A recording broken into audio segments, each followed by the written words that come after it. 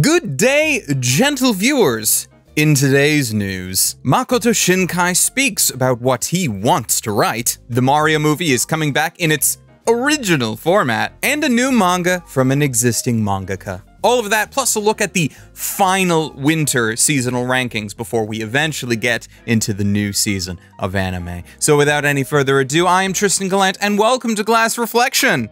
Let's jam.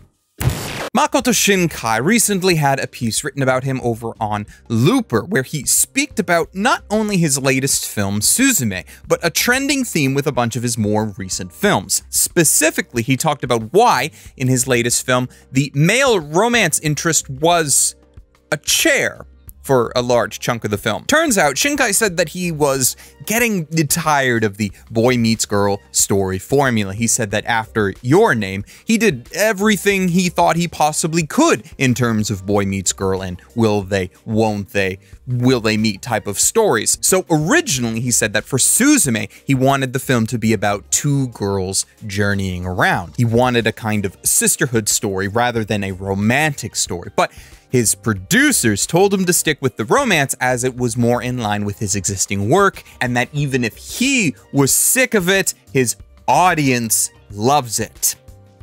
Well, speaking personally on this article for a moment, as a member of his audience, not everybody is in love with that formula. I actually personally have a very big problem with directors doing the same thing over and over and over again just because. See, for example, Mamoru Hosoda's tendency to remake Digimon R War Game not just once, but in fact, several times. So it does annoy me that Shinkai is getting pigeonholed like this. Especially when you consider that even though there is a bunch of romance in his films prior to him directing Your Name, none of them felt like really forced, and with exceptions to animation style and quality, I never felt like any of his films were so directly connected to one another as I have recently. And now I think we have an answer to that. Like, I know that a lot of people do enjoy his film Weathering with You, which has come out between Suzume and Your Name. And that, I do believe, is a good film. But when I first watched it, I did have this feeling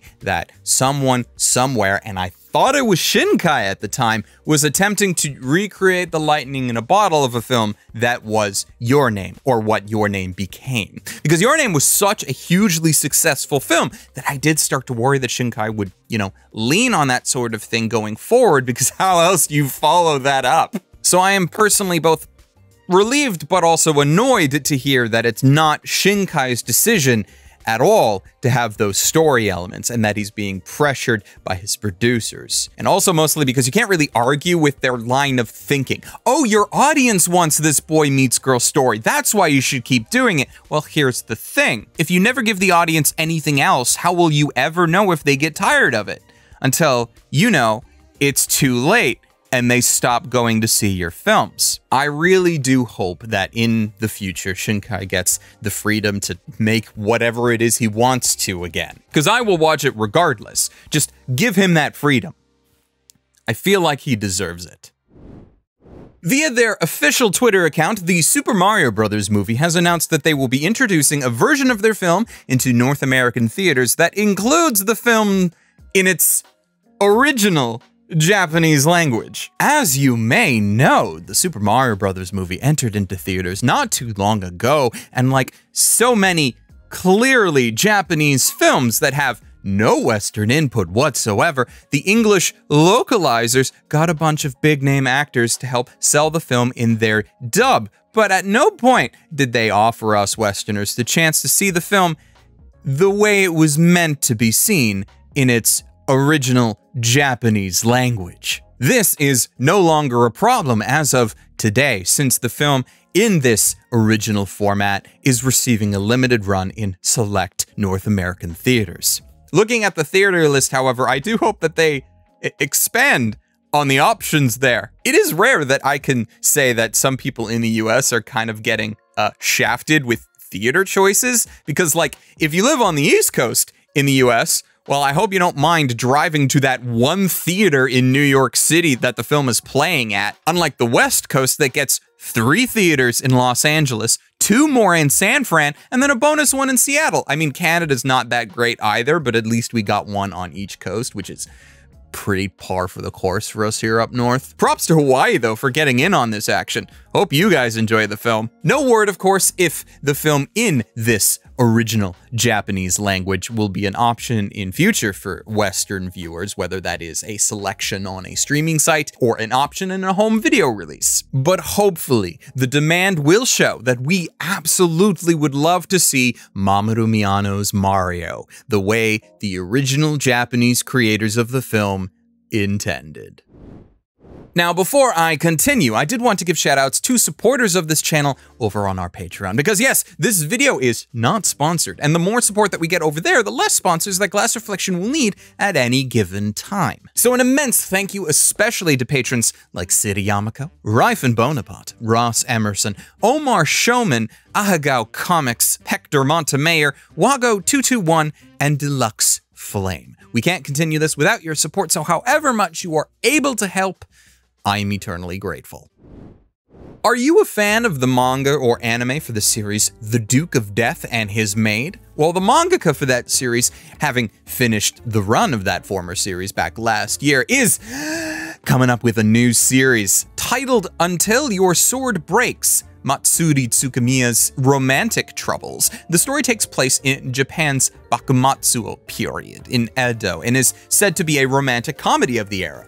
Beyond that, we know very little, but things are looking up for this mangaka as this will be their second major title to be released. Considering that the last title got popular enough to not only receive an anime adaptation that came out in 2021, but also now a second season that has already been greenlit and is set to air next season of this year, I think they're doing really great. And with luck, not only will this new series be as good / popular as their last one, but then we will also get an anime adaptation of this one in a number of years.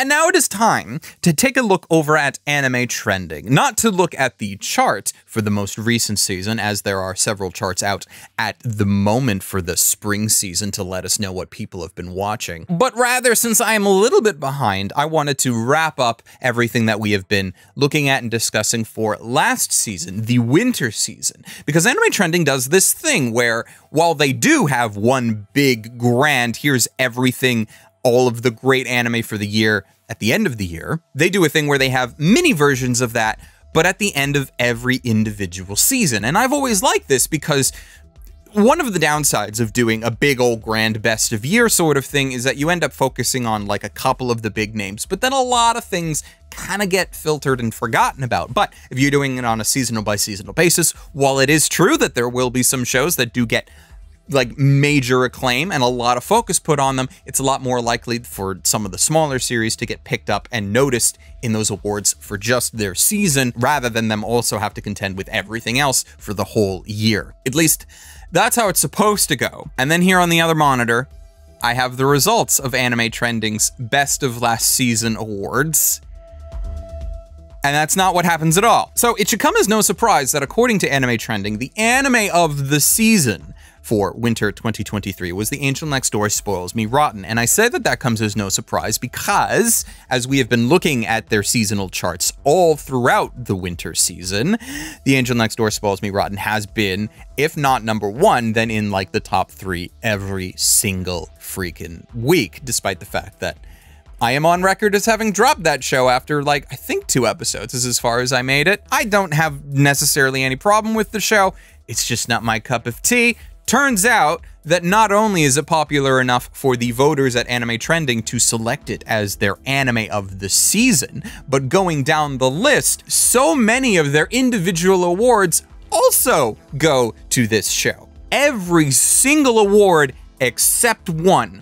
It did not win Favorite Supporting Female Character. That went to Tomo-chan as a Girl. But out of the 5 character awards, 4 of them went to The Angel Next Door Spoils Me Rotten. Now, beyond that, Anime Trending also does theme song awards, which Oh, thankfully Angel Next Door did not win either of those, but it also did a bunch of genre awards, and this is where we start to notice the other kind of bents in the thing. Now, of course, Angel Next Door Spoils Me Rotten wins Best Romance. That's not surprising, and in fact, if it didn't win Best Romance, I would definitely think that there's something extremely sus about these awards, because hey, if you have a show that wins Anime of the Year, or Anime of the Season in this case, it absolutely should win the best of its genre. The problem I do note with any of these awards, whether it is for a season or for the yearly awards, is when you start looking at genre awards and you have shows that do technically fit multiple genres. And the reason why I don't like that is because then it is possible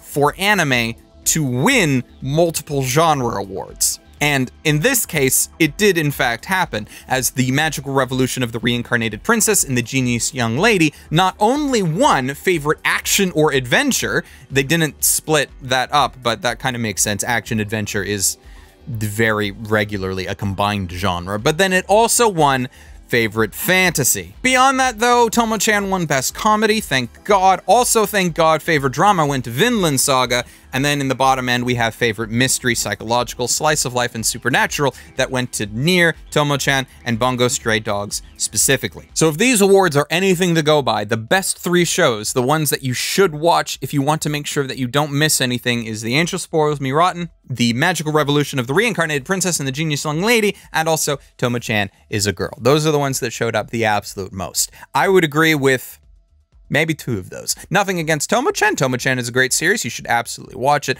I have problems with the Reincarnated Princess and the Genius Young Lady. I somewhat outlined that in my wrap-up video for the last season. Generally speaking, I love the show. There are just like certain problems with it. And personally, I wouldn't recommend The Angel Next Door Spoils Me Rotten, but you know, I am ceding the floor on that one to the voters of this particular awards. I do, however, have one major problem with all of these awards, and that is, if you have been watching me in these videos talk about the seasonal chart that Anime Trending put out on a week-to-week basis, you'll know that there was one particular show that I had a really big problem with its inclusion. So much so that I desperately hoped that it would be kicked off the list by the end of the season, and it was not.